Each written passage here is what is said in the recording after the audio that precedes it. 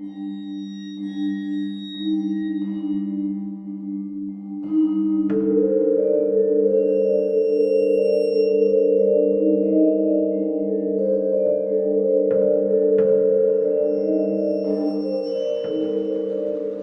hello, and welcome to Al Dente Brigamortis. I'm Review Cultist.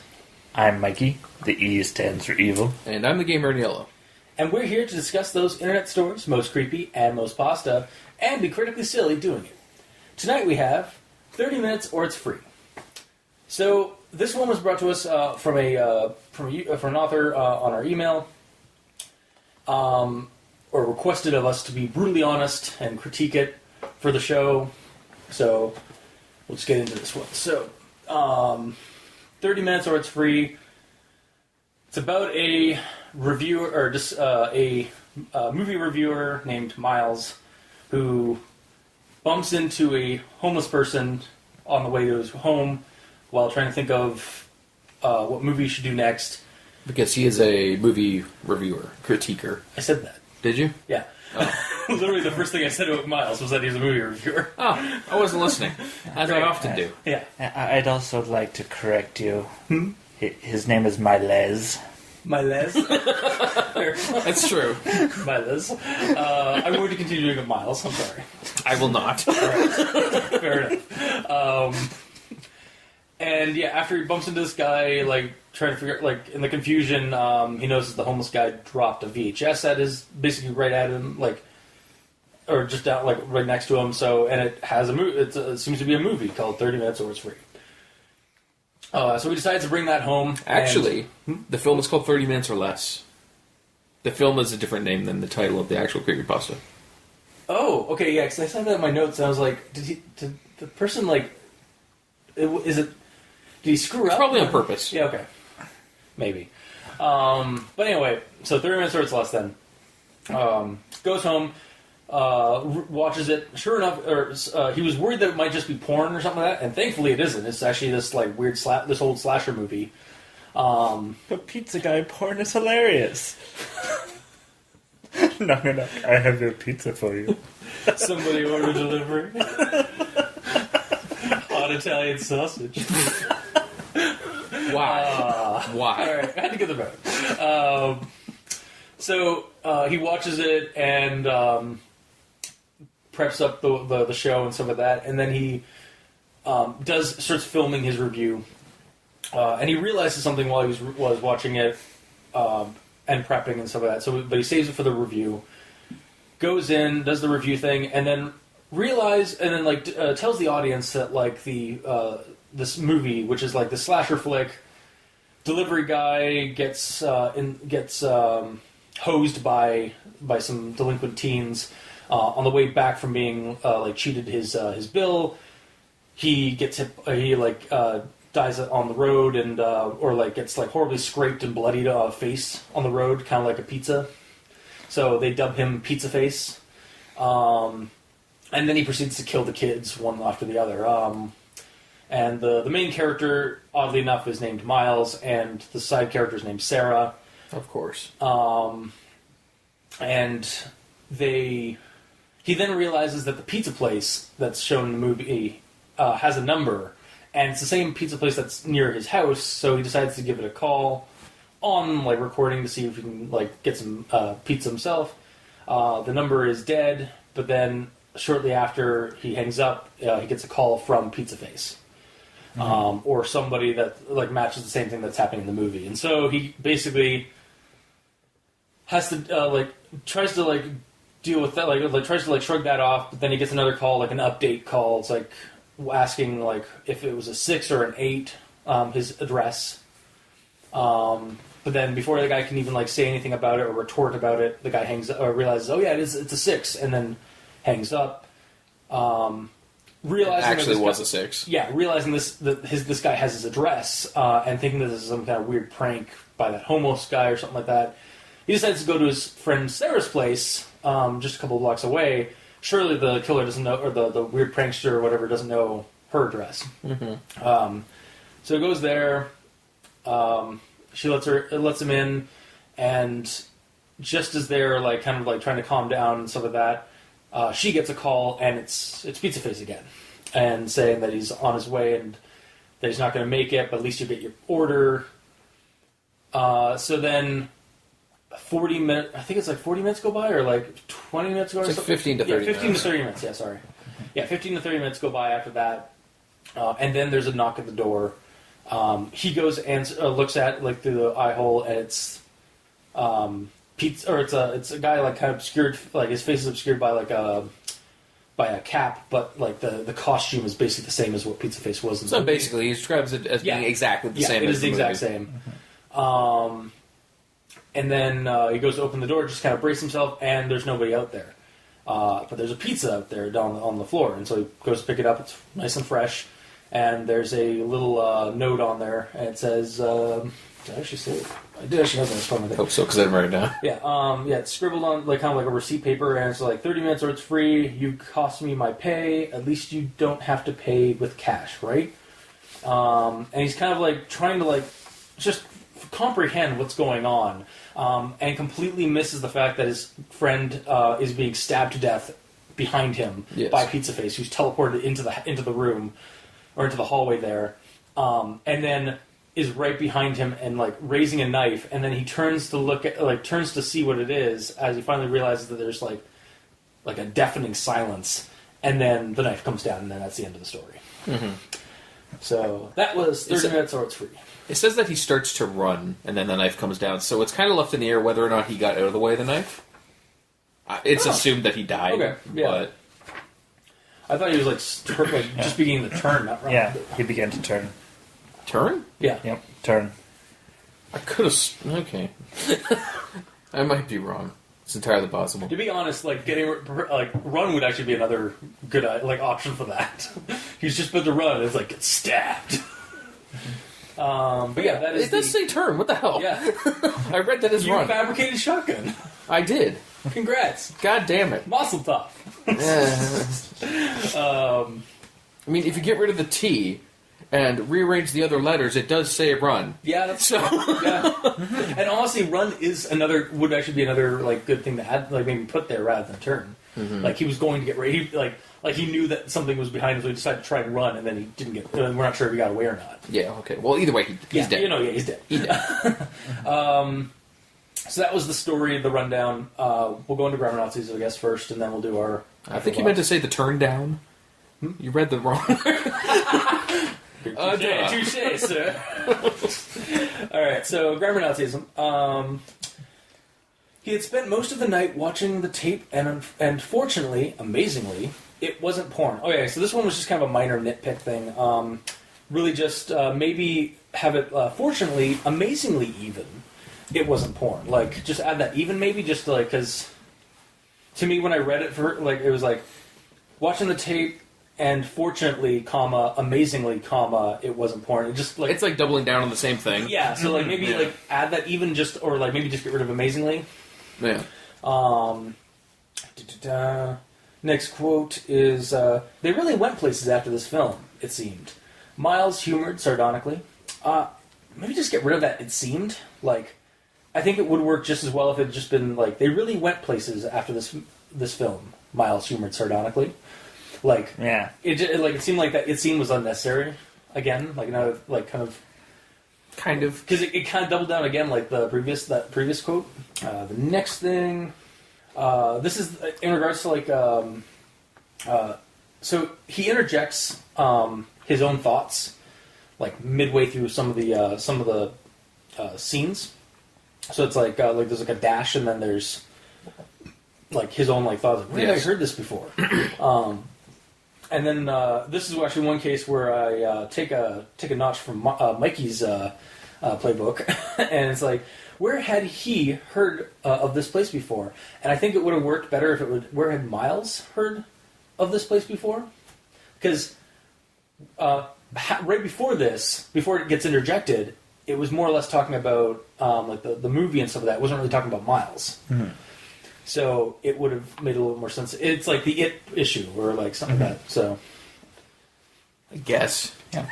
It was the one time that like I actually like had. It's like the last time we did this, where it was like there was something that stood out, and it was one of the issues that Mikey would have had a problem with. Yeah. Yep. So, Did you actually have a note of that, or no? No.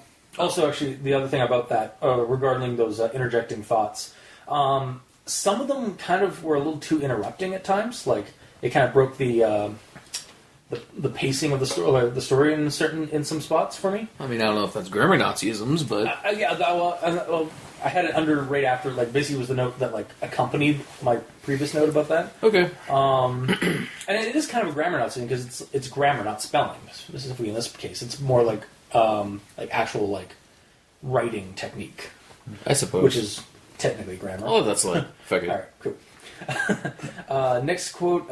Hey, this is Fred's Pizza. We got your order, dude, and I'm coming over to deliver it for you. Ciao. The voice that responded was raspy and graveled. Oh. Yeah. And that is, I think this is the point where this is a situation where the description of the voice should have been put before the dialogue. Yep. Yeah, because he sounds like a surfer dude. Yeah, because otherwise it would have been, hey, this is Fred's Pizza. We got your order, dude. Yeah. Coming over to deliver it for you. Ciao. Yeah. But I was like, hey, it's Fred's Pizza, dude. Yeah, exactly. It sounded like a Ninja Turtle to me. Exactly. Yeah. Yeah, that was my issue with that one. Yeah, I heard it in an Italian voice because it's pizza. Hey, it's Italian. Hey, this is Fred's Pizza. My name is Giuseppe. Of course. Don't worry about the name. It's kind of confusing. Fred, Giuseppe, and Fred was my grandfather. My grandpapa. Anyway. Anyway, indeed. Next quote is, what was that? Was this a prank? This had to be a prank or something. He didn't even place an order or give out his address. These thoughts sailed through Miles' headspace as he continued his work, starting the editing phase.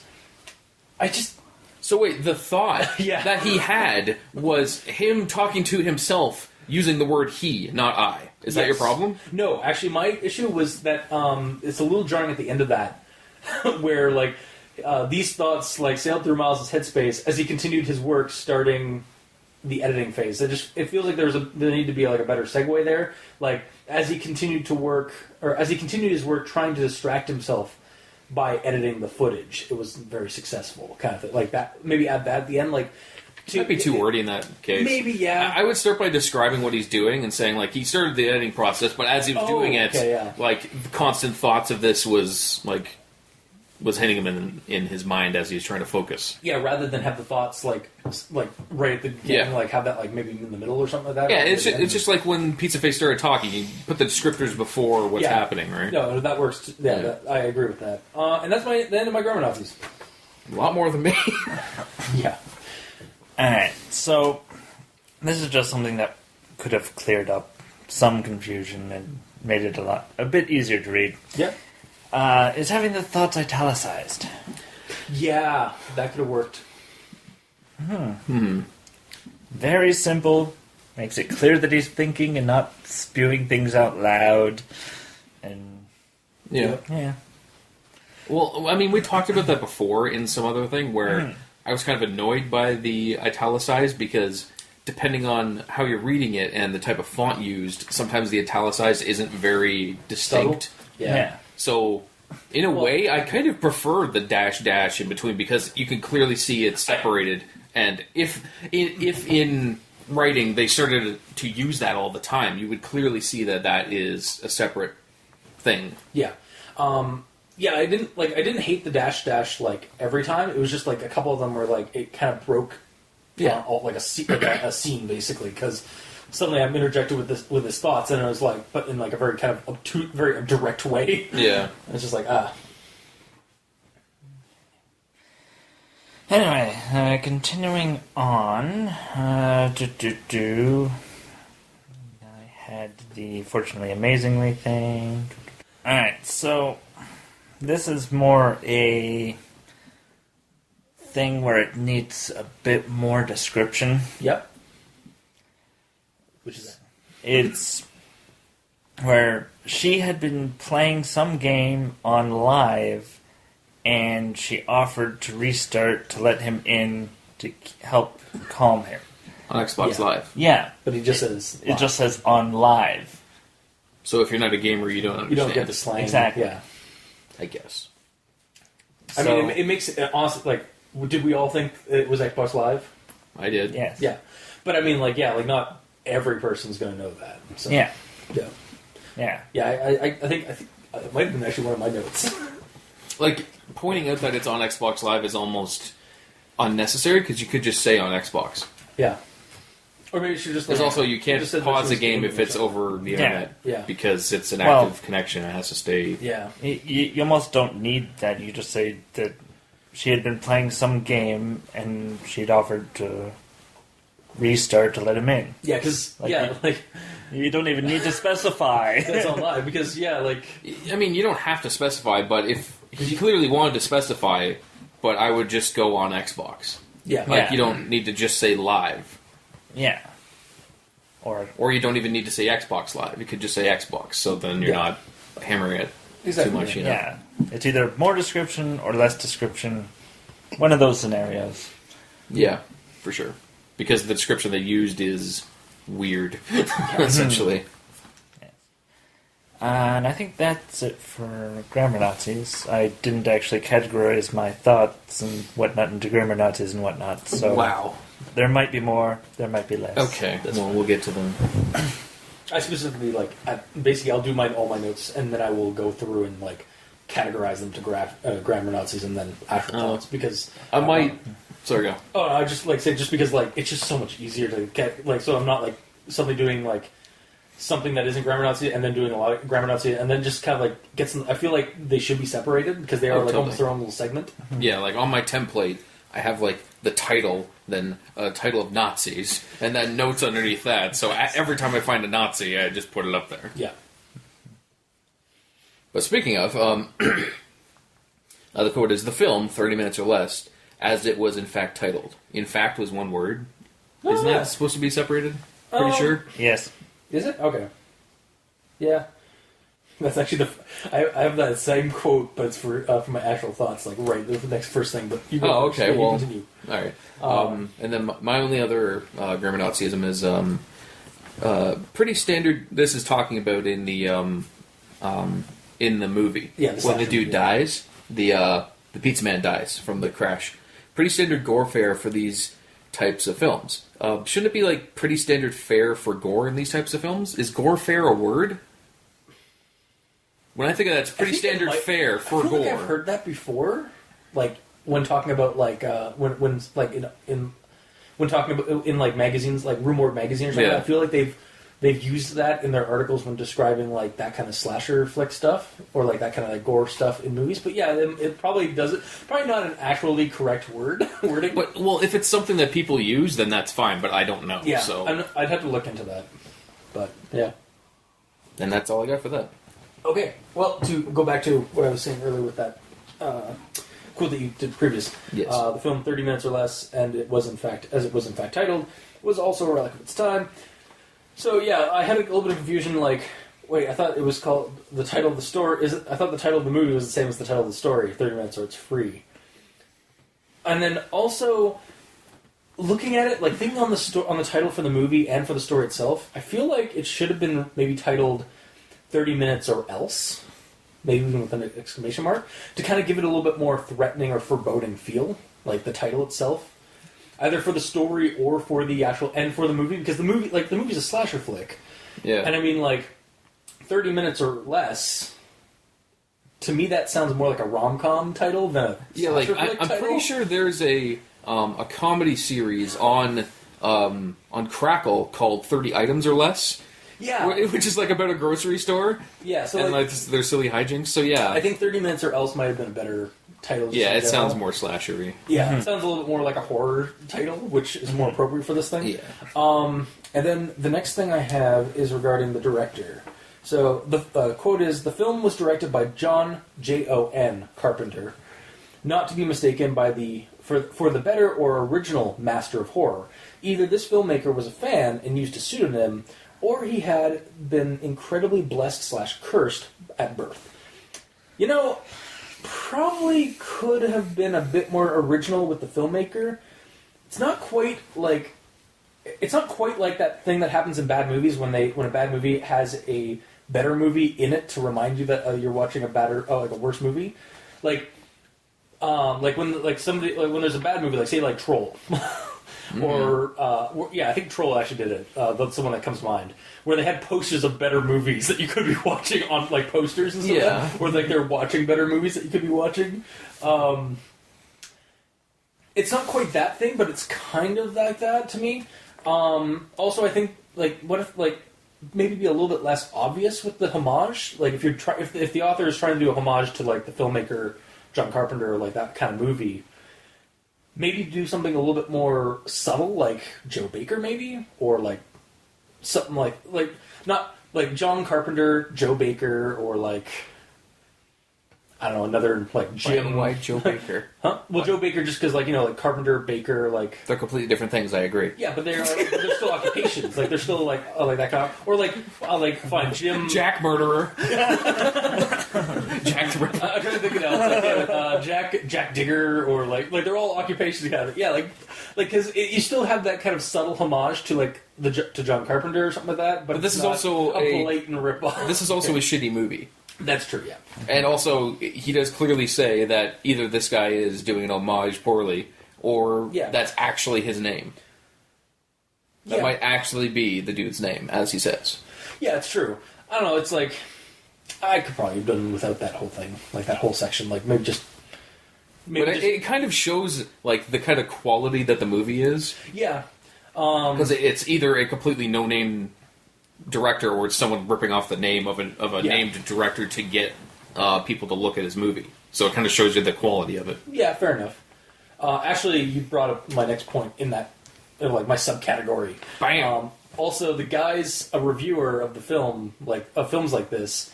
Maybe a bit more information or description of the quality of the film, like compared to other movies of that time. Like maybe have a little bit of the review in the story, like. This technique, like it's like so, like it's very like in the vein of like Halloween or no, maybe not even like that. Like just like use some like film lingo, maybe. Mm-hmm. Yeah, that's actually one of my notes. I'm gonna interject here. Oh, go for it. Like, this guy is a reviewer. Yeah. So I feel like he chose that because, like, he doesn't make good use of that because he shows him setting up the recorder and sitting down to do the review, and then at that point. The review doesn't start, it just starts describing the movie. And then there's a little blurb at the end where he does the phone call thing.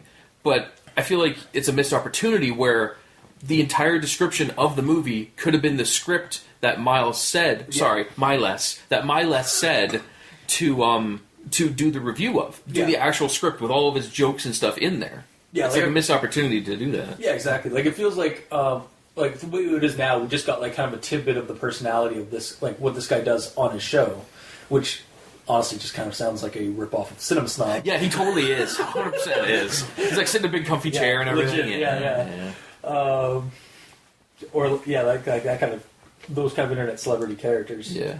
But yeah, we could have totally had, like, kind of missed opportunity to have like the entire review there. And like that, like probably would maybe like a couple of paragraphs, maybe about a page, but like that would have been kind of interesting to have a fake review of a fake movie. I would have loved that. Yeah. Because it wouldn't have been that much longer, and you'd get a feel for what kind of character this guy portrays as his reviewer self, and we don't even know what he calls himself. Yeah, he's just Miles the reviewer.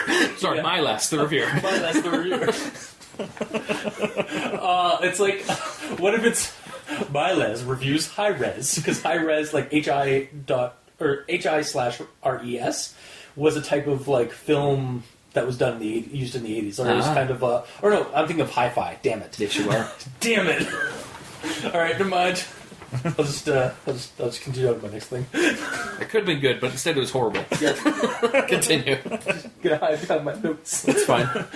Anyway, next quote is, but where would he go? Sarah's apartment was only a few blocks away, and there's no way this guy knew where that was.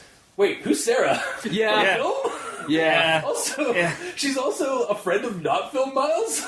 Yeah, when he mentioned, like, oh, weird, this film has a main character named Miles. Yeah. That's just like my name. Oh, there's a Sarah. That should be just like my friend/girlfriend as well. Yeah, like, maybe the writer was going for some kind of, like, a subtle meta thing here, but it didn't pan out very well. Like, perhaps he should mention, oh, yeah, his, or maybe he should have, like, waited till he got to Sarah's apartment, like, for that time being, it's like, oh, his friend lived a few blocks away, and then at the door, it's like, his friend, Sarah. That might be a little bit more might be a little bit more subtle because like his friend Sarah like doesn't acknowledge it at all, but lets the reader like acknowledge it, like kind of like, oh wait, I have a friend named Sarah. Kind of like yeah. The way that I would drop in that situation, if he doesn't say it outright immediately, is when she goes to answer the phone, he looks over and goes, "Who is it, Sarah?" Yeah. Yeah. No, that would work too. Yeah. It's just kind of like that thing, like because that way it plays up a little bit more like the Canadian-U.S. border survivor thing, right? Like if an airplane crashes on the border of the U.S. and Canada, where do they bury the survivors? Well, that joke for the audience at home and for anybody here that doesn't actually get it, which I don't think. By looks of you guys staring at me, you guys both know what the joke is. Of course. It plays on the whole thing that you're going to miss.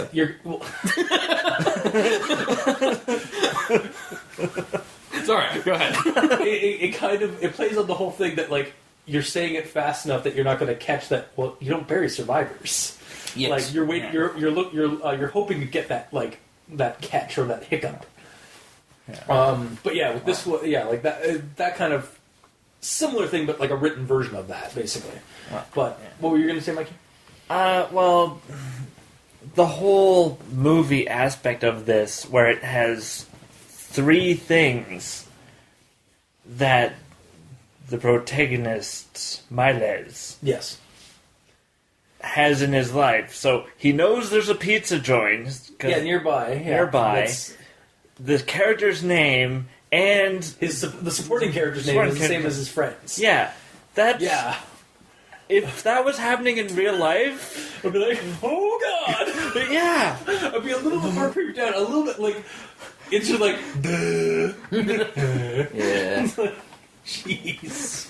Like, did Miles have like a full lobotomy before going to this review? Like, Jesus. He's also freaked out from the phone call. Yeah, that's true. Yeah, he wasn't like he was like not expecting anything to come of it, and then suddenly this guy just started saying that he's got an order for him and stuff like that. Yeah. Yeah. And then we have the next quote here is, he looked through the peephole. Sure enough, there was a man with a pizza just outside. His face was concealed by a ball cap, but what skin he saw was pale with blotches of red. Should it be like this? Like, should that be like Yeah. So no, just hear me out. No. Like, okay. Go ahead. Like, just like a suggestion for this scene, like when he looks through the peephole, like looking for the pizza guy, like he's expecting it. We all know we're all expecting him to see Pizza Face. Of course. What if it wasn't? What if it was just a regular looking guy, maybe similar to Pizza Face before the incident that gave him the horrible face, and then when Miles gets a false sense of security, he opens the door, and then the guy's missing. And then like that, and then like we get the scene that happens afterward. Like it throws you off a little bit. The sneakier way would be, it was just a normal pizza guy. No, like he gets there, and then there's a call, and it's literally just a pizza that she actually asked for. Oh, I was actually ordering a pizza. Yeah. Like, okay, cool. And then you open the door. Yeah. Yeah. And you look through, it's a normal pizza guy from a different pizza place. Yeah. And then Yeah, that could have worked a lot better. It just throws a curveball. She was like, no one dies. Yeah. Like, it's just, no, I was saying there's still people gonna die. It's like it's actually him, but he's... this isn't who was phone. No. Somebody's gotta die. Yeah. It's just a thought that came to my head. It's like, I think it would have been a lot better if it had not been like, just like, oh yeah, it's totally him. And then, because if you see like what you believe is to be Pizza Face, and you've seen the movie, and everything else is correlating movie to reality, you're not opening that door logically. No, I don't know why he did that. Why did he brace himself to open that door? Like, did he like, I'm just gonna die now. Like, Just he just accepted his fate. like his will to live just dropped. Yeah. He lost his hand check. I guess. Yeah, that's true. Yeah, he just went into homicidal fury, so he was ready to like pounce the guy down, Yeah. but then there's nobody there. Yeah. And then my final one is the basically the note regarding thing. So he picks up the receipt, like paper on the that's poking out of the flap, and scribbled on it, 30 minutes or it's free. You've cost me my pay. At least you don't have to pay with cash, right? So we talked about earlier about 30 minutes or else.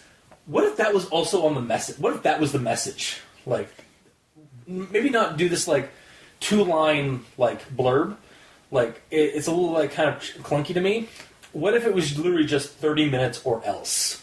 Like exclamation point, like just scribbled on that note, and then like he's just trying to comprehend that. It's like what, and then get the slasher thing happens to him. But also, the longer the note is, the more time that Pizza Face has to murder his friend / girlfriend behind him. I don't know. It's just like the 30 minutes or it's free. You've cost me my pay. At least you don't have to pay in cash, right?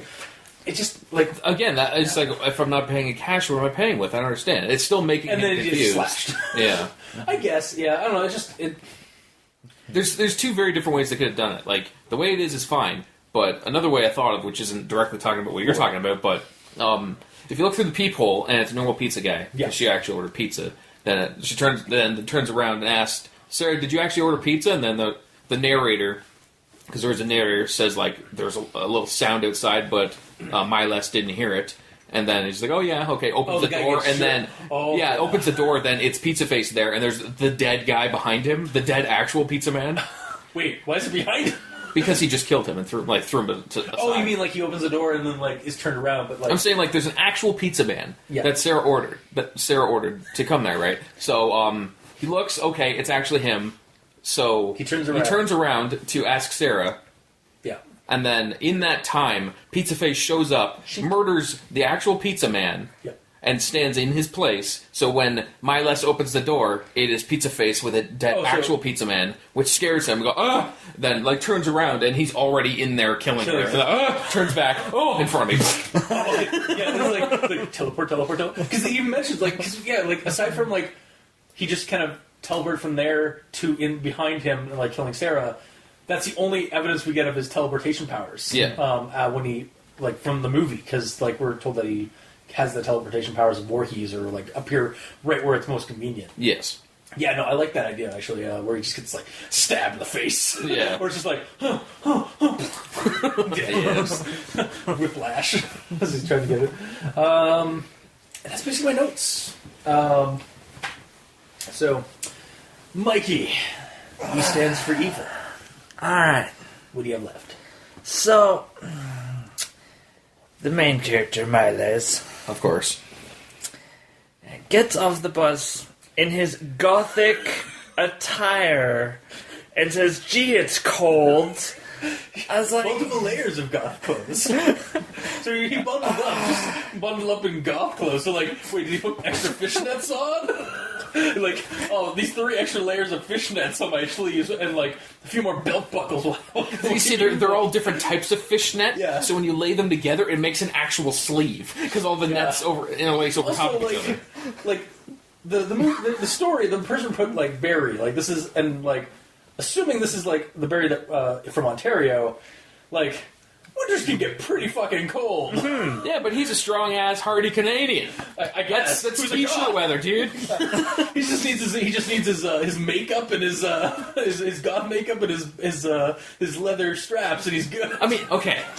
When he says he's not necessarily just wearing that little amount of shit. He's probably wearing like I assume it's like a black jacket with another black jacket over it. That maybe should have been clarified. Like underneath his coat was all his goth. If you want to like keep the description that he's a goth. Yeah.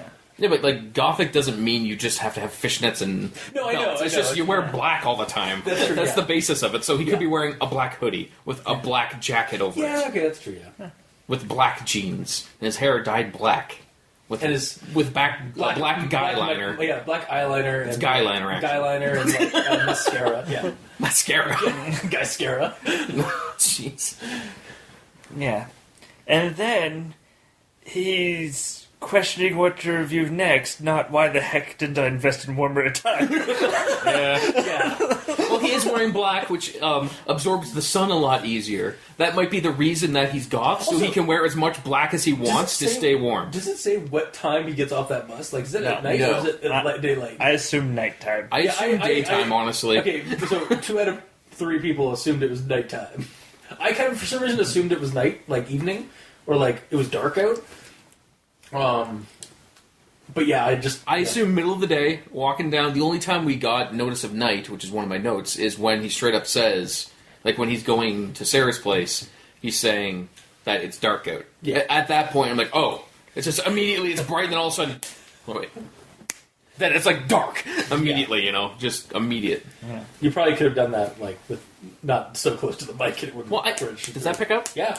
Actually, Does it? If your gunshot app works, That's well, louder than how we talk, though. yeah, but that would have worked. Trust me. This thing picks up a lot of like. Stop doing that! Stop it! Zip, zip, exhibit A. Continue. Alright.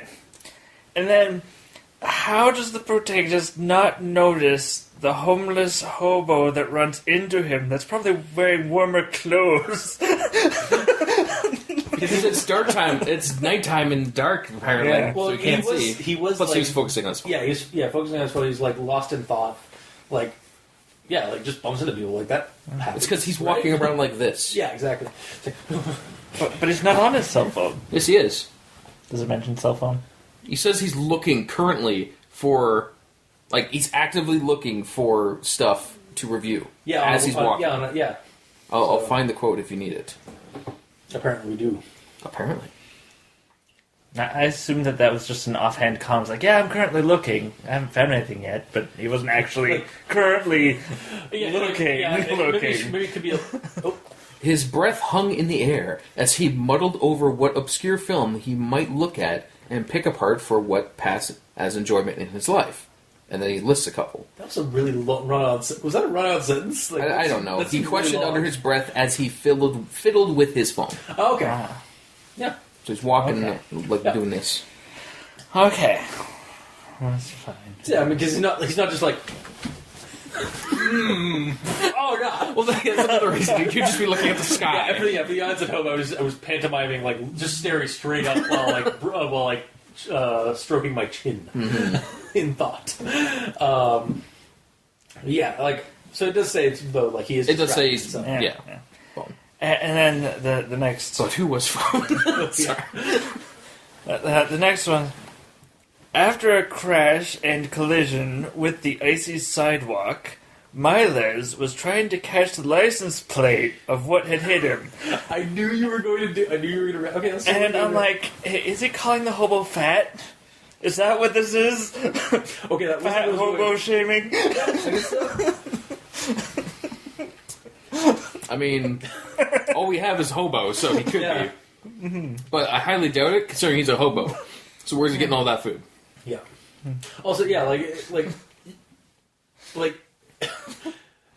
And also, the difference between a person running into you versus a vehicle. Yeah, see, that's the thing.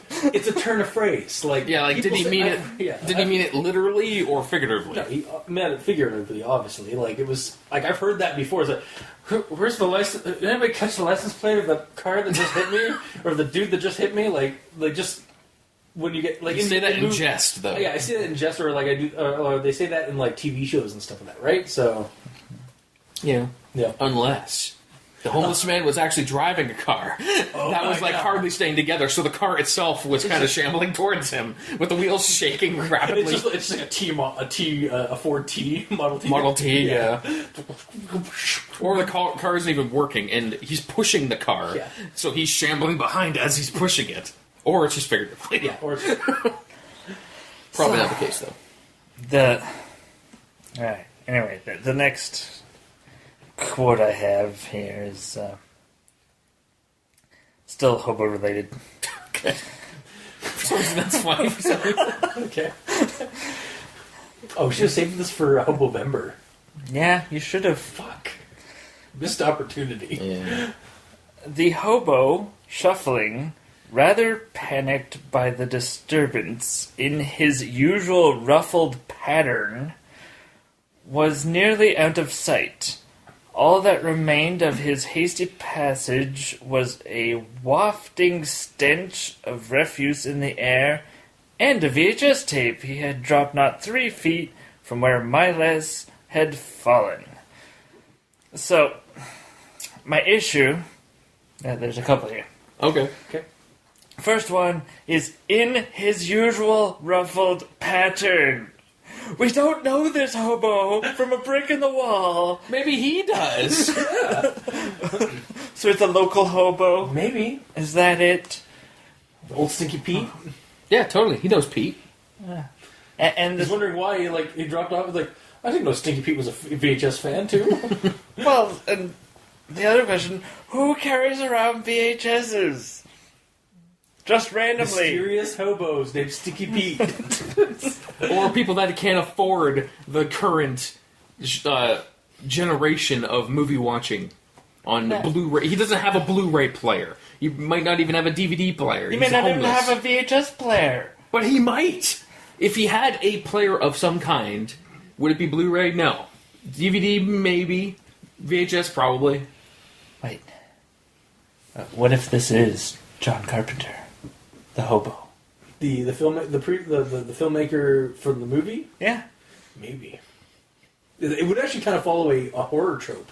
If that was the case, because we're like either the creator is like destitute and like he transfers the cursed object to, or like the owner of a cursed object is like destitute, or like a vagabond of some kind now, and like he tries to get rid of the curse by transferring the item to somebody else. Maybe it was all planned by Mr. Carpenter, otherwise known as Stinky Pete, because apparently he's a local too. Yeah, which I do agree. Like that his routine thing doesn't really kind of make a whole lot of sense in terms of like.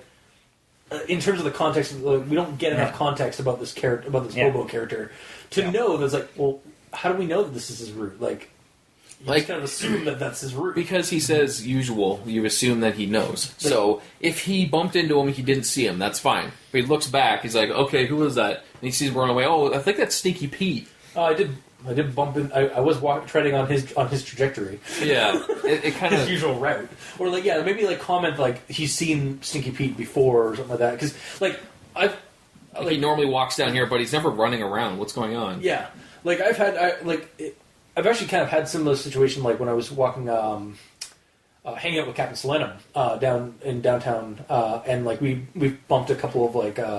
Homeless people like walking by, like passing us, and like they have a very like kind of like wiggly like route, but like they kind of follow the same route like every time, like over a course of a couple of nights. Yeah, like they do the same like walk basically. Mm-hmm. But there's not enough information to really go here. And there. Yeah, I think we should maybe like go with should have a little bit more description of like either you recognize that guy or it's just again like that horror trope where. The mysterious ragged figure like drops a cursed object on you, and passes on the curse to you, and then like vanishes into obscurity. Yeah. Mm-hmm. And then continuing on, so he reads the label on the VHS. 30 minutes or it's free. He read, and looked again for the hobo, long gone at this point. So I feel this is a missed opportunity for him to look again for the vehicle that clearly ran him over. Yeah. Because he might have just barely seen the hobo because of how dark it was. Mm-hmm. Also, wait, does the tape say 30 minutes or it's free or 30 minutes or it's less? Or it's free. Okay, so... You already talked about this. No. Like, he looked at the piece of Scotch tape that's on the tape. Yeah. And it says 30 minutes or it's free. Yeah, he read. And then the movie, when he actually pops in the movie, it's actually titled 30 Minutes or Less. Is it? Yeah. Mm-hmm. Yeah, the film, 30 Minutes or Less, as it is in fact titled, was a relic of its time. That's when he's actually seeing so what was written on the side was wrong. Yeah, so 30 Minutes or Less Whoever is actually wrote down the wrong thing. Yeah. Essentially. Yeah. Okay. Yeah. Anyway. Yeah, back to your sorry. car situation Yeah. in the middle of the night. Because it is a homeless man driving this car, it is an old, shabby car that's like shaking all over the place. Maybe the lights don't work. And he didn't hear it coming towards him because he did hear it, but he assumed it would just be on the road. So why would it hit me? Oh god. Yeah. So there you go. Okay. It's actually a scooter. Yeah, actually, There you go. you keep saying a car, and all I can think of is just like a scooter or like some Like a kind little of Vespa or whatever. or like even a golf cart, like a shambling like four-wheeler. So the next quote is after he's looked to see the hobo that's gone. Yes. He looked back at the tape and gave a smirk. Who is he smirking at? Like, because he gave the smirk. He's giving it to the tape, which can't receive his smirk, but he can still send the smirk towards the tape. Yes. And then the next one. Fitting the tape in his coat pocket, he continued on his walk home, happier than before due to the seemingly serendipitous instant which had occurred. And I was like, wait, isn't he wearing gothic attire? They have huge pockets? What? So yeah, something maybe should have been mentioned. Like maybe just clarify at the beginning. Like he has a giant goth coat on. Yeah, that's what I assume. Yeah. Yeah, but I was like... He's assuming him completely different. Yeah, no, completely. Yeah. The description of him would have been nice to be elaborated on a little bit. So like layers of goth clothing that includes a stylish black wool jacket and black and purple striped scarf. Sure. It's like the goth kids in South Park. Yeah. The tall one, he's always wearing like a black coat that goes all the way down. That's what I assume. That's what I assume. Yeah. So you're the weird one here, like. Even though I was the one that was like, oh yeah, multiple layers of fishnets, but I was doing that kind of in jest. But, Yes, of course. yeah. And then... Anyway, and then it becomes a question of, is Miles a vampire? What? Where's this coming from? Alright. Okay. So, you probably didn't see it because you saw it in daytime.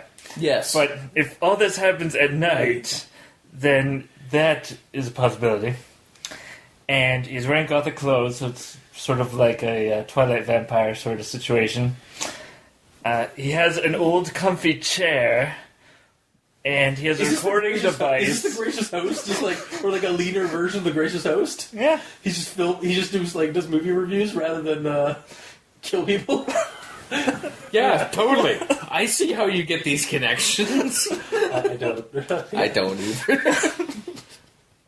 I think you're being a little critically silly here. How dare you? Too high level of silly versus critical. Yeah. Critical mass of silliness. Yeah. And I find that there was a totally missed opportunity Totally. for the killer to have a pizza cutter as a weapon. Yeah. I forgot to mention that. I did. Especially that awesome one you have upstairs that has like that little extra blade on it for cutting the crust. Right? Yeah, no, like... You should send the writer a picture of your pizza cutter. Like, this should be his weapon. Like, okay, like, let's think of that for a second, because I did have that in my, initially in my notes, actually, for some reason I left it out. How dare you? Because, like, yeah, I mean, like, the butcher knife is really, like, is the iconic slasher weapon, but, like, think of, like, the possibility of having also, like, how convenient is that to actually cutting, like, somebody, like, What? slashing somebody? A pizza cutter? Like, is that, I feel like, If it's sharp enough. yeah, I suppose, and especially with that one side, the crust cutter or the crust like thing would be a lot more. Because like you could stab somebody with that part, and then you have like the pizza cutter to slash at them and stuff like that. But Okay. It won't be as effective as a knife, Yeah. but it'll be a lot more painful and would also because be it's less iconic. effective. Would also make the character, like the whole pizza like delivery slasher, a lot more iconic. Yeah. I actually do remember a Freaky Story episode where they covered a story where like the pizza guy ended up being a slasher.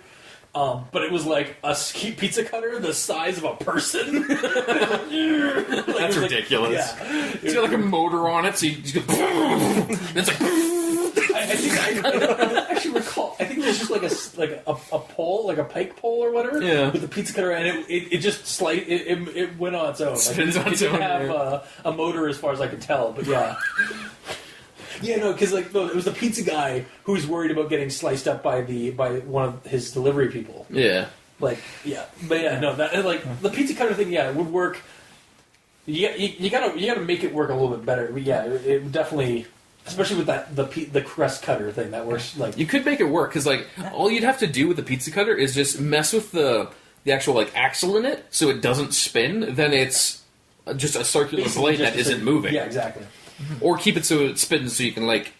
I don't know. Yeah. Like that's that's yeah, exactly. It's a little more unnerving because it's less effective. Yeah, or the fact that like it shouldn't be that effective, but like it's effective, so it's like the little crust cutter he uses to like incapacitate them by like hitting them in the neck or something. Like and there's like they're bleeding. Yeah, and then he's like actually using the pizza cutter like on their chest and shit. Oh god! And that's what's in the pizza box that he hands to people. Just a slice. They're like triangular slices, or just a circular chest piece with like slices. Yeah, exactly. Oh god, see, that's disgusting and awesome. Yeah, it is. God damn it. All right. Okay, fair enough. Yeah, pizza cutters. Yeah, and to add to that, the tagline: "Slice to meet you." Well, is he Arnold Schwarzenegger? Yes. The pizza. The motto of Fred's Pizza. Remember, it was "Home of the Nice Slice." Yeah. It's like, time for a nice slice. Yeah, exactly. Yeah. Or just and like we were saying, like how the pizza cutter thing like wouldn't be effective. Like just slice across the neck, like just like slice it like that. Like again, it's a double. You would have to use a nice slice to actually have it effective. No, it's a double entendre because you think like pizza slice, but really he's just like slicing your neck. Yeah, like it's like home of the nice slice. Totally. Yeah. Also, apparently, Pizza Face, starring Arnold Schwarzenegger as Pizza Face. Yeah. Slice to meet you. Wow. Alright. It's too good. Next thing. I agree that Pizza Face is a stupid name. Yeah.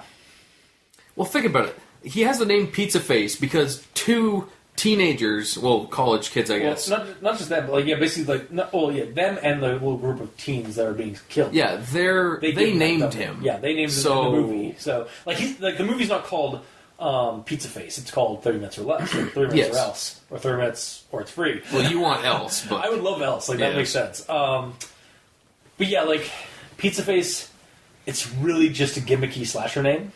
Yeah, but again, like I'm saying, kids named him in the movie. Yeah, so they're not going to sit around thinking of a badass name to name this guy. They just need something to refer to this guy as if he's there. Yeah, so it doesn't have to be good or freaky. It just has to be quick and it describes him. Yeah, and it is supposed with the context of the movie itself, it is supposed to be a cheesy horror slasher movie, and that's a pretty cheesy horror slasher name. And comparatively, Leatherface. Yeah, Leatherface has face as half of his name. Yep. Mind you, and Pizza Face is fitting because his face is ground beef and liquidy and some of that pizza sauce. His face from scraping on the asphalt. Yeah, his face looks like a pizza compared after He usually puts pepperoni on it. Yeah, because he just takes bits of his flesh that were takes them off the tarmac and puts them back on. Yeah, and, totally. And dabs them like that. See, that, again, Pizza Face kind of works, kind of, but yeah, it is a silly name. But in it's context fitting. It's fitting in context to the film that this guy's watching. Yes. All right. And last, I leave on what is a grammar Nazi, which I'm realizing here. He took no note of the killer as he stood right behind him with a sharp, bloodied knife raised and ready. Are you, because we're not sure? I know where he's. I think I know where he's going. I don't. Because so you have the protagonist Miles, of course. And he's not taking note of the killer as he stands behind the killer. Oh. So, yeah. With a knife So he's saying that Miles just teleported a knife into his hand and learned teleportation to get behind the killer. Miles is now the new killer. Pizza Face is dead. Long live Miles. Yeah. So, Miles needs, the name has to be put there at the beginning in order for the... Yeah. Or at least describe how Miles learned teleportation. Yeah. Either go the silly route or like be more serious and actually have like a little more clarification. When I read it the way it was supposed to be, but I guess I didn't. But I can understand why somebody would get this. That's fair. Yeah. Okay. And I'll save the last for final thoughts because they're sort of speculations and things. Yeah. A little speculation in there. Okay. Yep. So I have a few notes. Only a couple of them got crossed off, oddly enough. So, before I even read it, I have a note on that. Because everything else we've been reading, it's online, it's fine, it's on a website. And then I'm like, oh no, it's a PDF. Am I even able to copy quotes into my notes so I can do this?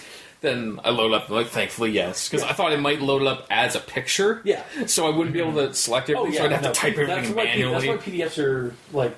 Yeah, PDFs are incredibly handy for that. You can select... Most of the time, like, unless they're a PDF of an image. If they are a PDF based off of a Word document or something like that, they are fully edited. Like, well, you can grab and pull things from it and stuff. Well, that was good to learn, because I was scared. I was scared before I even started reading. Not for the right reasons. Yeah, exactly. And then, the title, and then I noticed that there's lack of a credit to the author. It's kind of laid out like, this is the title by Blair, and then, like, who even wrote it, do you know? I'm assuming the person who emailed it to you, but you would think they would put it on their actual writing. Yeah. So, like, I'm glad that there's no narrator man here, but oddly enough, there's an author man. So... Yes. Or writer man, if they prefer. Yeah. Either or. So, into the actual story here. The very first line is, what to review next? That was what my last thought. And so, the thing is, like, right at the start, it's not in quotes. Or it dashed out. Yeah, it's... Because a thought. Yeah, it's not a thought, yeah. But it's not sectioned out as a thought. Like, you could have probably gotten away... I think in that one, you could have gotten away with him just having, like, quotes there, and just him, like, out talking under his breath, like, about that. Or is that what he said? Is that... That's what Miles thought. Yeah, see, it should have just been like him thinking that, but also saying it, or like you can either change it so like he said muttering it, to himself or something like that, like, or just like do it italicized or dashed out. Because you could start with a dash, can't you? Yeah, probably. Why not? If you're using that as your method all the way through. Yeah. Then we addressed that thing about the hobo and the license plate. I don't need to go into or something that's already been covered. Yes. Okay. So so pedantic. When he is when he's down on the ground and reaching for the tape, he says, "What?" The confused anger of being so rudely slighted was replaced with confused curiosity. I feel like the word that he said was kind of placed in the wrong area because he does because it's talking about him being angry right after. Yeah. It sounds like the way he said what would be angry. Oh, so like maybe confuse, like maybe like put the what before or put the what after that description. Well, yeah, I'm guessing this is what Miles thought when he saw the tape. So after the anger passed, like he said that after the anger passed. So the words after it said, hang on. Okay, well the way I rewrote it is the confused anger of being so rudely shoved. I got rid of slighted because that doesn't really work. Mm-hmm. Being so rudely shoved was replaced and confused with curiosity. What? He said as he looked towards the tape and grabbed it. Yeah, that would make a little bit more sense. Because he's angry in his head, but he isn't angry by saying what. Yeah, it seems like the story kind of suffers a little bit from like knowing where to put descriptions and like to give context to dialogue. Yeah, is really what the issue is here. And like that whole slighted thing, it means to insult someone or to destroy a building. Yeah, well, okay, he's been slighted, like because he was like, oh, like he wasn't insulted. No, well, I mean, like, is he a building that just got destroyed? He felt it insulted. He was like, oh, how dare you interrupt? How dare you like pump into me and keep running off? Well, yeah, he is a building. Was shoved. He never got an apology. He's slighted. He's insulted. No, he's a building, and the hobo is a vehicle.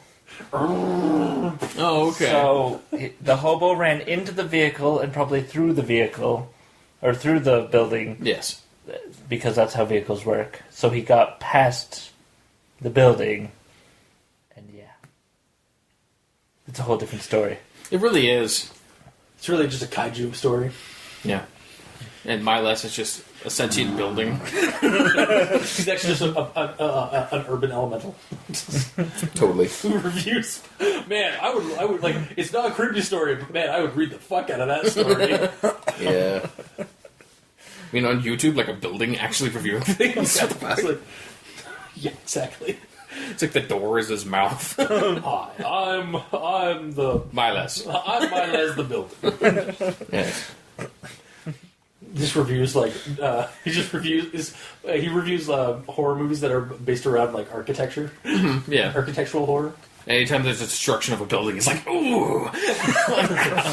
How did they kill him? Why? How dare they? Like a car, like, breaks in the back of a building, it's like, ah! or for like he's like doing a Demolition Man, and like when that building just like that warehouse just gets completely annihilated, he's like, his face on Which means the building falls over and kills multiple people. that's so stupid. Okay, Yeah, you're being a little too critically silly here. Once again, our silly meter has just gone to critical Yeah, let's mass. just push that back down a little bit. There we go, okay. Oh god. Okay, so next one. Well, actually, we kind of talked about that about him being he has a VHS and who has one of those in this day and age. So then he gets down to the rundown of the VHS, and then this is sort of what you talked about earlier, but not really. Okay. Where he goes, Fred's Discount Pizza. That sounded familiar to Miles, and then displayed a phone number as the teens dialed. Why did that place sound familiar? Home of the Nice Slice. Where had he heard this place before? And then the next one is suddenly he realized where he had heard that pizzeria name before. He went on with the review, and at that point I'm like, oh my god, stop it! I've already lost interest in this whole situation. I feel like the thoughts, like some of them could have just been removed because I want all of them removed. Yeah, I hate it because, like, they interjected the too very much. first one, I knew the twist. Yeah, Immediately from the very first time really he interjected. Yeah, Like, all right. then like he goes the pizzeria. Fred's Discount Pizza? It's the same name of a pizzeria in the town I live in. Duh, duh, duh. Yeah, no. Like, I will agree. Like a couple of them, like were a little too obvious or a little too like interjected. So it's like, yeah, like if you're trying to build up suspense to it, maybe not go that route. Like maybe save that for like when during your review. Yeah, I would like the last line is fine. Like, I did the da-da-da silly because I hated all the previous... Oh, the interjections. If it was just the last one, that's perfect. Yeah. Absolutely perfect, because you drop the surprise on the reader then. But it's just hinted at so much. Yeah. It's way too obvious. Then I have a note here with the Sarah. I'm like, of course it was Sarah, because every female has been named Sarah. Well, that's probably not in the review. You'll probably edit that out. Yeah. It's essentially because you always name everyone Sarah. Okay, then the next one is in regards to when the pizza face originally called him, and it's he's like, "Who was that? Was that a prank? This had to be a prank or something." So, unless he's recording this review live and some of his watchers know his number, how could this possibly be a prank? Yeah. Or the other way, bleh. Or the only other way I thought of it is, or he has a brother or a roommate who has been listening through the door at his review, and he's like, hey, I'm gonna fuck with him. And maybe that could have been like mentioned, like he goes like, all right, it's got to be my roommate. Like he's probably hearing me over. Like he goes outside, like bangs on his door, it's like, and the dude's like fast asleep. Yeah. I'm like, oh, all right then, go back downstairs. Yeah. Like that kind of thing. Because that would be unnerving though as shit. Like if how else would also like he is trying to like. He's trying to be skeptical, like, because he doesn't want to think about like the ramifications of like it actually being cursed. I understand that, but there's no rational thinking involved in thinking that it's a prank, because if you live alone and you're not broadcasting this live, it's not. How like is it possibly a prank? Yeah, it would make more sense if this was either a live stream like recording, or if this was again like the brother or the roommate thing in the house. Yeah. Also, in that case, he's kind of a douchebag for leaving his buddy to face off against Pizza Face, because that becomes a whole other angle of the story. If like he leaves while his buddy's there, and like Pizza Face gets there, kills his friend, him, and then like starts hunting him. And actually, that could actually be a really cool angle to that. It's like on the run from Pizza Face. It actually creates like a little bit of a chase story. because he's now trying to, like, running around town trying to avoid Pizza Face. Well, there's already a tiny amount of chase with the whole "I'm coming to your house." I'm like, oh, I'll just go over to Sarah's house. Yeah, and then he shows up there. Yeah. But like with with like adding an extra person, it adds to the whole like angle that the movie's kind of integrating into reality because it's killing off like random victims. Yeah. Or he's driving over to Sarah's house. He stops at a light. He's sitting there waiting for the light to change. She has the windows down a little bit, and he hears a ching ching. It's like a bike slowly going up the sidewalk. Or would it be funnier if like he sees the pizza guy going the opposite way to his place? Yeah. Like he doesn't notice him at all. Mm-hmm. There's lots of ways to make it spoopy. Yeah, that would actually that would work too. Yeah, that's a good idea. Mm-hmm. And then moving on a little bit, but sort of in the same thing, where he's like, "This had to be some prank from that asshole hobo." I'm like, how? He said that the hobo was dropped here from the 90s, and in modern day Canada, cell phone bills aren't cheap. And he's like, so how is he on a bicycle calling him on a cell phone as a hobo? Phones are still a thing. No, but maybe he said that when he called him, it sounded like he was on a bike. Oh, that's true. Yeah, I did say that. Yeah, well, maybe this is Canada, not America, where dollar stores sell cell phones. Yeah.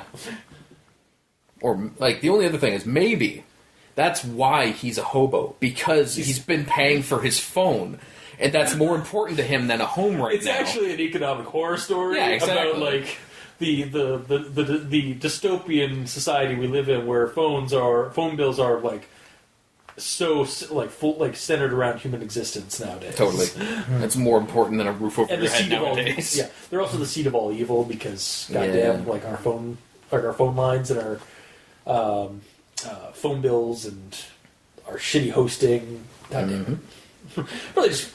Alright, yeah, somebody has to write just an economic horror story about, like, phone bills. Now, somebody out there, please. Yeah, totally. And that's actually my last one, because the last couple I didn't mark off that we talked about, so... Okay. So I guess final thoughts and, like, recommendation. I don't really have much final thoughts, just recommendation.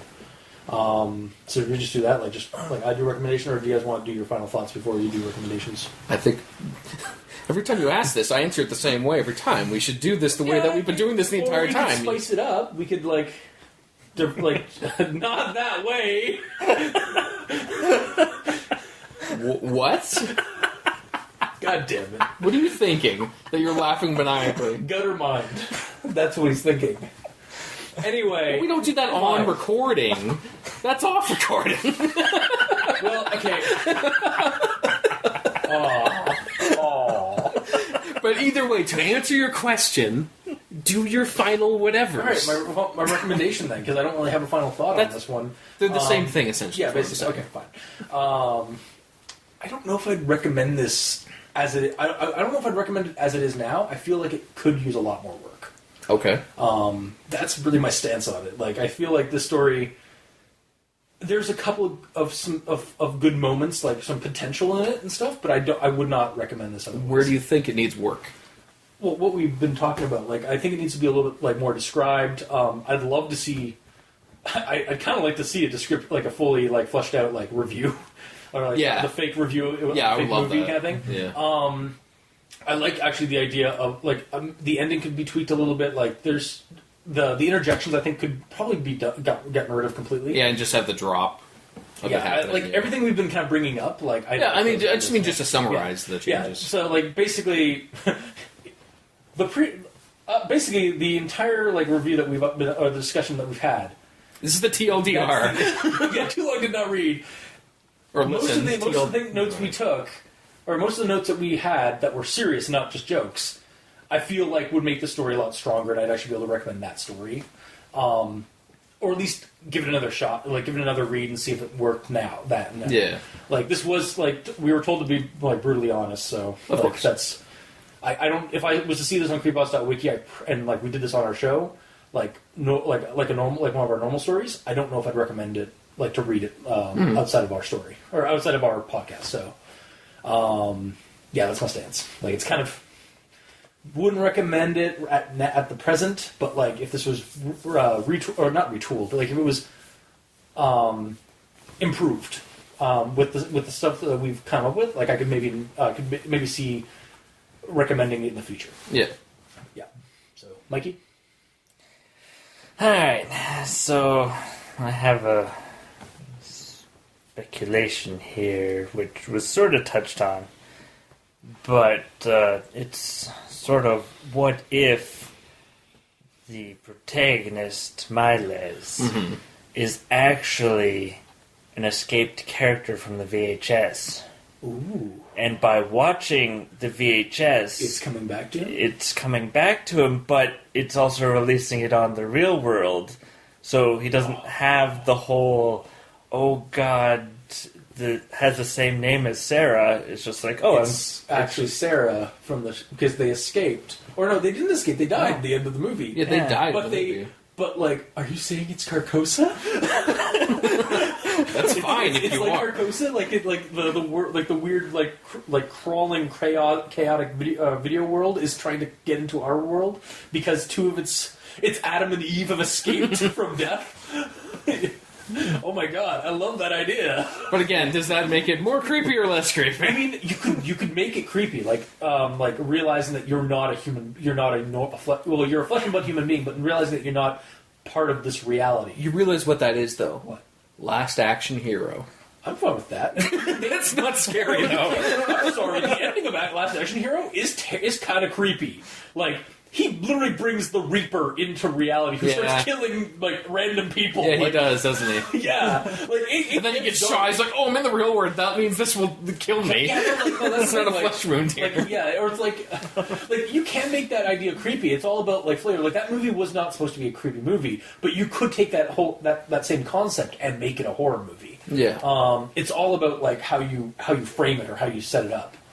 But yeah, no, like either like.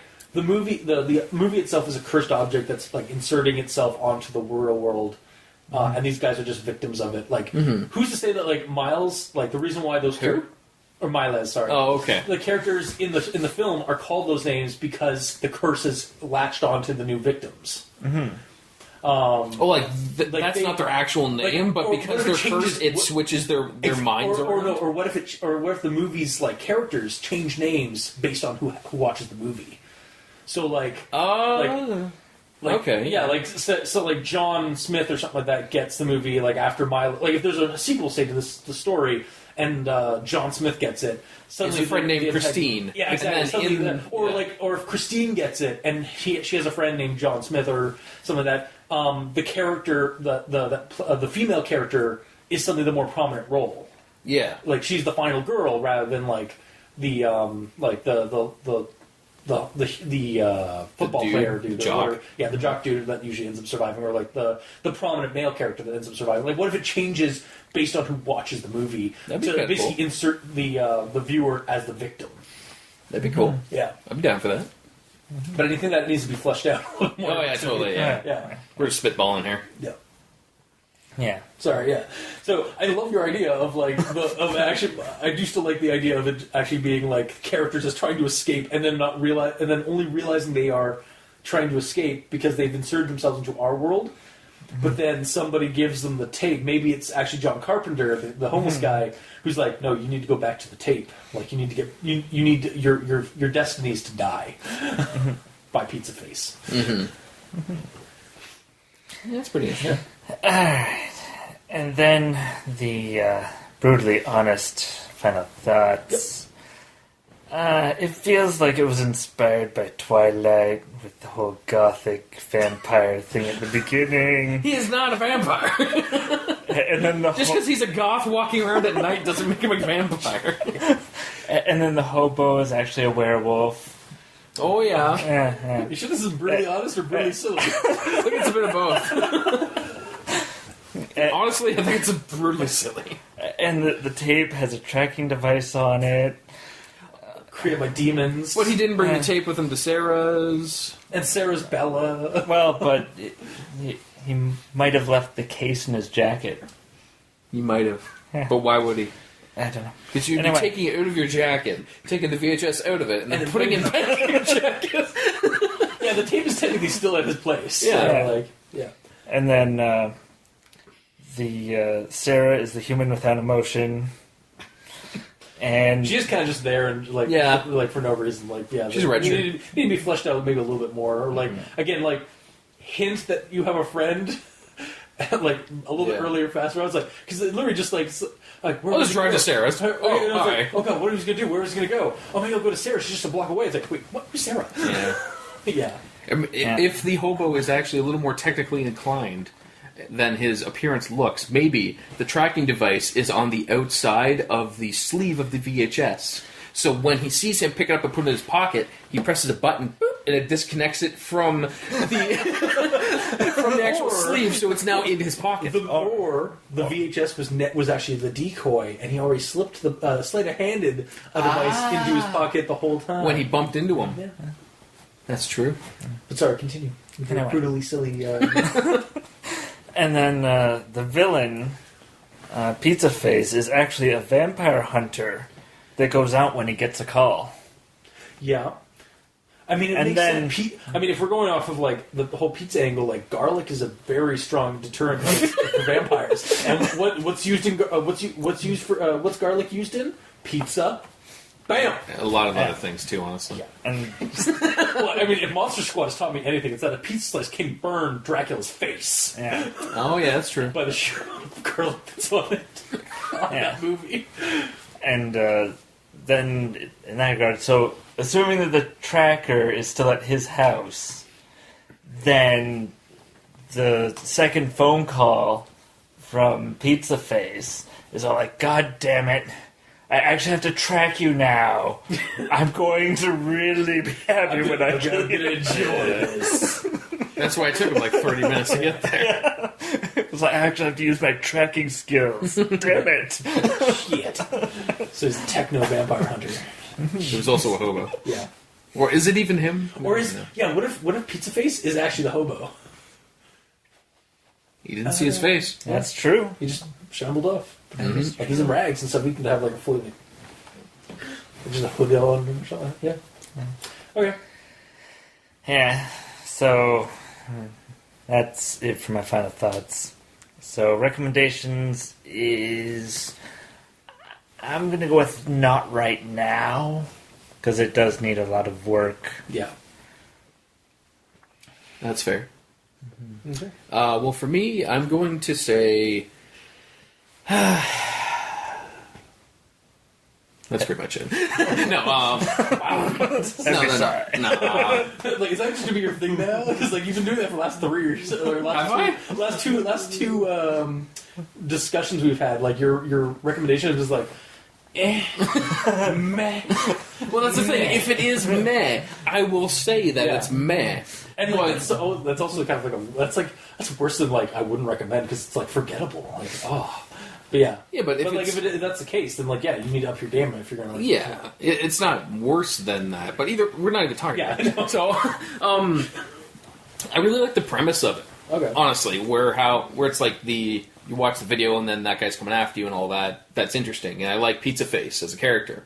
I want him to have a pizza cutter as his weapon. That would 100%. That would make a lot more sense. Yeah, than and it makes him like even more iconic as a killer. Yeah, because he's not just another killer with a butcher knife. Because like everybody has. Yeah, now that I think about it, like basically like most creepypasta killers, and not just he who should not be named, but like the majority of them use butcher knives. I think even Laughing Jack used a butcher knife. No, not Laughing Jack, but Laughing Jack made the wife use a butcher knife. Yeah. Plus, even movies like Jason has machete. Jason has machete. Mike Myers. Mike Myers generally uses whatever's at hand butcher at the time. knife generally. Generally, although he did he can kill somebody with his bare hands if he wants to. But yeah, really, like Scream. Everyone fucking uses it. Yeah. Also, Scream is technically a satire of those movies, but yeah, it's the same kind of premise. But yeah, either way, butcher knives are everywhere. Yeah. And when you have a pizza-related... Exactly, yeah. Just missed the ball there with the iconic weapon. But yeah. You can do so much interesting and hurtful things with a pizza cutter. Yeah, you can do so much more atrocious creative things with that. Yeah. And he has the power of teleportation, so it's not like they're going to get away from him. Yeah. Mm-hmm. I'm glad that doesn't catch. Okay. But either way, I'm going to lightly recommend it because I enjoyed reading it. The visuals came across quite well. I didn't visualize them being in... I didn't see Miles with, like, straps and netting as you did. And I didn't see it nighttime as you guys did, so obviously things could be fleshed out a little bit better, but either way I like the way it flowed, and like the whole end sequence, I didn't have any notes on it because it went by pretty well and everything. It painted a good visual picture for me, so other than the changes we talked about to make it more interesting, I like it, so I'll lightly recommend it, but with an edit and some changes and getting rid of the whole I've seen this before, seen this before, then it'd be totally recommended. Okay. So, I did now you did bring up something earlier that I didn't give the author's name. Yes. That is because the author is me. From 2015. I wrote this in like really early on in Al Dente Rigor Mortis. I wanted to make a creepypasta and a killer based around like slasher flick, like a cursed video thing. So it was like a lost episode meets a killer kind of thing. And I followed either your advice, Mikey, or Dr. Leviathan's advice, where you write up the story, you have somebody else edit it, and then you take it, you sit on it for a little while before touching it again. And I mean, I took 3 years to write until I touched it again. Like, I have not touched the story since March of 2015. Okay. Which is when this gets posted, April 1st. Yes. So the reason I wanted to do it on April 1st is because, like, I didn't tell you guys at all that I was the author. Did you know did you have any inkling that, like, I was the author, or like? No. as we were going, I feel like Mikey did because I think when I first wrote this, I did actually give it to you or ask you to look at it, or I talked to you about the story. Something, and I sort of figured that you were the hobo. Given that, it's like the review cultist. So the cultist just gave him this. It's like funny joke. Yeah, essentially funny joke on us. I might have to do that, like rather than be actually John Baker or John Carpenter, than have it just be the cultist just handing it. All I can pick up was one eye in the darkness. Ooh. It was green for some reason. Yeah, this is like, because again, we've talked on like how many episodes we've done. Like, we're almost at our 200th episode. Like, almost like we've read more than 200 stories. At least I have. But we've never critiqued a story that one of us has done, or like a creepypasta that one of us has done. Mm-hmm. And like, so I felt like this would be kind of, and this is like going to be posted on April 1st. And the reason I did it was because, like, not so much as a joke to like myself or anything like that. It's a joke to us. It's a joke for. First off, it's a prank on you because I didn't tell you. I never told you it was me. No. But also as like kind of this was sort of a silly little what's the word where they roast. This was basically a roast of my own story. Yeah. Of my own like writing writing skills, circa 2015. Mm-hmm. So like.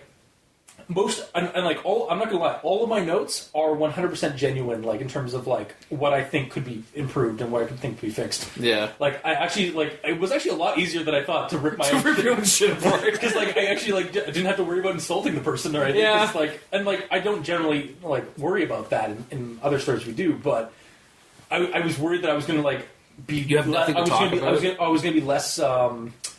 Less critical about myself, and that turned out, this is bullshit. Like, yeah, I didn't catch it at all. God damn it! We even talked about this. Like, you're saying that you're wanting to do this at some point. Like, okay, fine, whatever. But I never said when I do it. Also, when I do it, like it's basically about halfway through this discussion, I was looking at you, and you're like, and the way you were talking is like, he doesn't know. I felt like you might have known. Yeah. Did you know at all? Yeah. Well, I feel Miles was a bit of a giveaway. Okay, honestly, like, like, Bowser sounds like a really good name, like, for a victim. Is that just saying something? I don't know a victim character, but, actually, like, Miles or, like, Milo, I wouldn't have minded either. Like, that would have been a good name for the victim. Thinking about it now. What was the other thing I had? It's Sarah. It's Sarah. Bring the Gamer, no, get back here. Get back here. Gamer. For the audience at home, when I run tabletop games, have like good chance, like basically like you could bet $5 there's going to be a waitress or somebody somebody in the scenario is going to be named Sarah. It's just because it started off as a lazy thing that I did like way back when I started doing tabletop games, and then I've just done it as a gimmick now. Like I'm now just known to have a Sarah at some point be an information dump or like some character or side character. You son of a bitch! It's basically become my trope. But yeah, I was surprised you did it. Like you were like, you were like, oh yeah, like it's like I'm just doing the Sarah thing because like it's you. But like I was like, oh, does he know? And then like you started to like, oh, he doesn't. He thinks it. Oh. I assumed, oh, it just happens to be Sarah, and funny joke. He always uses Sarah. That's weird. Yeah. So yeah, the other thing, yeah, like the whole John Carpenter and like Joe Baker thing, like. That was actually because in the last 3 years I've actually changed that character. Like I've actually developed the filmmaker itself. Like he's actually a filmmaker of Cursed Objects, and I've kind of developed that for like game scenarios, but also like some ideas for some stories that I might want to write in the future. I think I called him Joe Baker because I realized like John Carpenter's a little too on the nose. Yeah. That's what I got. Do you guys have any actually questions? Oh no. It's getting the gut out. Yep. You son of a bitch! Please just kill me with a Thompson. That's all I request. No. Damn it. I was actually going to do this. Wait, safety. Just put it in my mouth. How did I not know? But yeah, so sorry with that, and like before we actually go into like the finish off the outro stuff, do you guys have any questions about the story? Like, fuck you. Okay, wow. Because I will say, like, the original premise was actually that it was like the cursed video that was taking, like, basically would take the name of the victims. Oh, so it is what he said. Well, it's not the characters aren't coming out of the story. It's that it is literally like changing the names of the victims in the movie because it's latched onto a person. Okay. But I genuinely do like the idea of it, like either being the victims escaping their own reality from the film, or what was the other one that we had? The other idea where it was because there was the cursed object is like picking the people and it changes from person to person, like the characters. Mm-hmm. I think I said at some point where the cursed object like interjects itself into the mind of the victim to make them think that they are that character. Yeah. Okay. Yeah. Like that would work too. Yeah. No. Honestly, like this is basically even more like editing material for me to fix this story. Because honestly, like I read it and I was like, I'm not really like this. Is really like. Again, those interjecting thoughts, like those could definitely be get rid of because, like, they. Are, when I was starting to hammer on that, where you're like, I was genuinely like, I guess I now feel kind of like how some. I guess now I know why some of our authors, some of the people that, like some of the authors that reply to our show, aren't like angry at us. Yeah, ripping into their because I'm not like this is shit. Like this is like this is actually good material to help. Like we joke and shoot the shit about of like course. certain silly like things. Milas being a building. Yeah, we get Max on the silly occasionally, but like we do have some generally good like material. Like I know now like or at least I know like I have an inkling of where to go to make this story a little bit more scary or a little bit more like creepy. Mm-hmm. And maybe I'll post it at some point down the line, like on the wiki site or somewhere. Mm-hmm. But yeah, I thought this would be a fun little thing for April Fools, like to prank you guys in case you guys hadn't remembered, in case one of you hadn't remembered the story. And I knew, and that's why I was like, did you not notice like why I was like shirking from actually ever saying the name of the author? I mean, I literally like you asked me. Well, I mean, usually there's an author, and I was like, yeah, no, I didn't say that. And then you like just kept going, like as if like nothing, as if I had said it. I was like, oh, okay, I don't have to make up something. It's because I didn't ask what his name was. I asked why his name wasn't there. Yeah, and I just said like, I didn't ask what his name was. Yeah, I didn't really give you an answer. I just brushed it off, and you're like, oh, you just accepted it.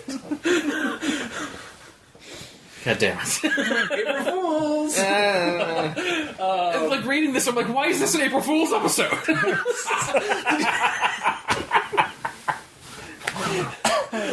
oh, fuck it, we'll just do a normal episode. It doesn't have to be a funny joke. And then, like, even when we were upstairs, like, or like we were getting ready, and you were like, "Oh, like maybe we'll do an April Fool's episode like next week or something like that." I was like, "Yeah, sure, yeah, we'll do that." I'm like, you're not even partaking in April Fool's or anything. Yeah, that's true. Yeah, no, totally not. I hope you don't. I hope you're not insulted. I will end you. But yeah, like, and again, like, this is an April Fool's prank, basically, but it also is a genuine review of something that I've done. I want, like, this to actually just be a discussion and, like, try to help improve stories and stuff. Doesn't matter who wrote it. I either like, meh, or hate it, like, equally. Yeah, and, like, Mikey knew, like, had an inkling at least, and he still, like... So, when you said you had an inkling, when did you know that he did it? Did you know, like, previously to us coming here? It was the hobo. As soon as there's a hobo, you knew he did it. Well, a hobo with a VHS tape. It's the cultist. Yeah. I mean, it wasn't supposed to be the cultist, but now it's the cultist. Yeah, but it's not like you said he's in a green robe or whatever the hell. Well, it is because he had told me beforehand, like, months and months ago. Months ago. Yeah. And I have an awesome memory, so... How dare you? So when it got to that, I was like... Yeah, I did. I was reading it when I was reading it for the thing. I was like, oh, it's Miles and it's in Barry. I wonder if they're going to pick this up. Yeah, even before I started doing my notes, I texted you. I'm like, "This is Miles from Barry. Weird. Is this the same other Miles we know? Is this supposed to be Mikey?" I was like, no? Question mark? Lol. I didn't know, question mark, LOL. And you still didn't know. It's awesome. I love it. I won't do... Okay, you have my word as a cultist. This is the... My word as a cultist. I will not sacrifice anyone more. This will, like, I will let you guys know, like, unless, like... Also, I fucking even love... Like, I had like, hints in the email. Like, Creepypasta for the posting on April the 1st. And then it's like, the author has asked us to be brutally honest. I never said who the author... Or like, Did you never say what the author's name is? I most of the time I do actually will say the author's name. Oh yeah, at the start. I do credit them. Yeah, you do credit them. You didn't credit this one. No. Why didn't I pick up on that? Where's my gun? So, I mean, I hope our audience, like, I had a ball with this. Like, again, like, this was both informative, like, for my story, and it was hilarious to get, like, that reaction, but, like, to give that, like, oh, by the way, this was one of my stories. Yeah. Because, like, and I won't, again, I'm not mad at all. I'm good. Okay, This is awesome. And I promise I won't do this. You can do it as much as you want. I don't care. This is fun. Well, no, I did it this time like this because I wanted, like, to... first of all, I kind of wanted to, like, get a genuine reaction because, like, I didn't want you guys to know that it was mine because just in case it... And we didn't know. I didn't know. Just in case it filtered your opinion or your critique. But also because this sounded like the best April Fool's prank I could do. Like, we had some other ideas for April Fool's this year, and I was like, no. Like, and it came out actually, I was like kind of like humming and hawing of what we were going to do for April Fool's. And then last week, we had like kind of a bad recording. Like, just kind of like, I felt shitty afterward. I was like, I hate Gamer. I'm going to fuck with him next week. I was like, man, no, I feel bad. So I was like, you know what? Fuck it. We're going to roast my story. So yeah, this was a fun episode. Yeah. That was accidental. That was totally accidental. Let me unload that. All right. I hope whoever's listening enjoyed the discussion, and I hope you guys did actually like. It sounded like you're not mad, so that's good. No, I'm not. I'm not mad at all. I was never mad. So I'm glad that you guys. Well, I'm also kind of glad that you guys also enjoyed the story to a degree, at least. Oh yeah. Why didn't you do a pizza cutter? I don't know. What's wrong with you? I have no idea why I did not. I think I must have. I know I must have had an idea where like it was a pizza cutter at one point, and I was like, it just seems so silly compared to whatever. But like, I really I'm gonna go back and like change it to a pizza cutter. Oh, Mikey, does this happen in the Dick Tracy universe, which is why he's named Pizza Face? My God. with all the different like descriptions of all Yeah, the they all have gangsters? stupid names like that. Like Hammerhead or or flat top. Yeah. His like head's just flat. That's his thing. Sure. Oh man. But yeah, so if there's nothing else to say or nothing else, you guys have questions about the story or anything like that? No, I think we addressed everything. Cool. All right. Well, that was this week's episode. If you liked what you heard, if you didn't, leave us a comment in the comment section below where this gets posted, whether it be on QB6, Facebook, YouTube, and Tumblr. You can send us emails at aldenterigamortis@gmail.com. That's ALDENTERIGAMORTIS@gmail.com. Where you can also leave us suggestions for other creepypastas, or if you'd like to submit a creepypasta that you'd like us to discuss on the show, we will do so, and I will let you guys know that it is not me. I don't care, honestly. I know, but I'm not gonna start doing submitting my own stuff to the show because that's Dude, I wouldn't care if you did. Every single post you can do after this, never say the title or the writer. I don't care. Yeah. It doesn't matter if it's you or someone else. I will review everything equally. okay. Good. I would expect nothing less. So yeah, and you can also help spread the word by going to your streaming site and leaving us a rating and review. That lets us know how we're doing, and also kind of gives those streaming sites gives them lets them know how we're doing as well. So truth in advertising. Let us know how shitty we are. Let us know how good we are. I don't really care. Tell your friends how good or shitty we are. Exactly. Yeah. Whatever. Tell your friends. Truth Tell in your dog. advertising. Yeah. You know. Smile at your videotapes. Yeah, that too. Yeah. Smirk at your videotapes what was the else? You can also get in touch with us on Twitter. Mikey's at the E Stands for Evil. I'm at Review Cultist.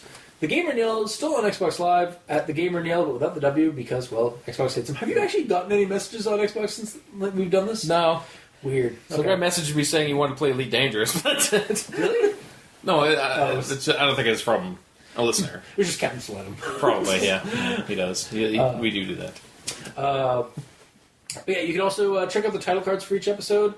Oh god, the title card for this episode. It's got to be Pizza Face with a pizza cutter. I need to have a blindfold on. Yeah, straight up. Jesus. And I'm fucking blind right now. And just be like, I am the author, just slapped to my face. Yeah. Yeah, you can check the title cards out at crazonstudios.tumblr.com or on the YouTube channel, Al Dente Rigor Mortis, where you can check out the videos of each episode.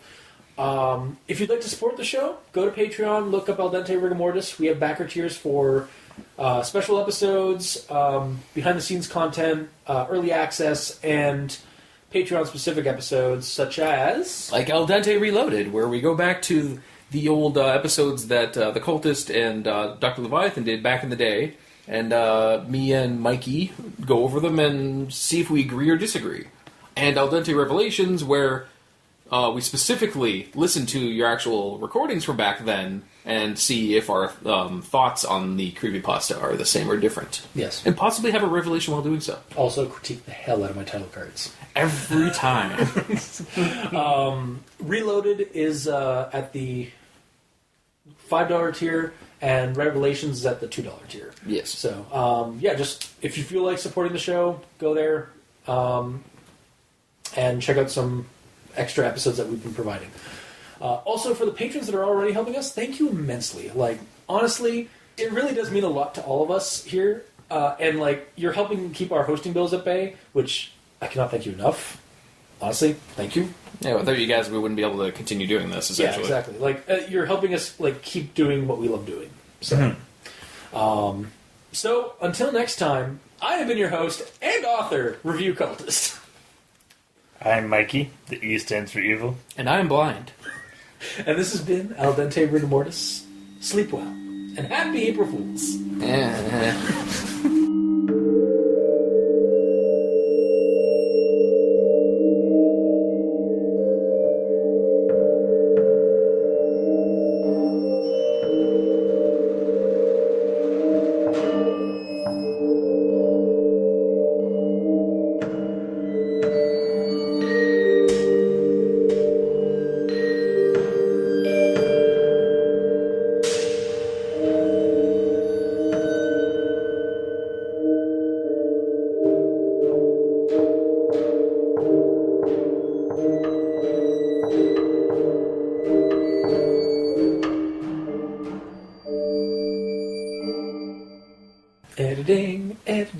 leaving this all in.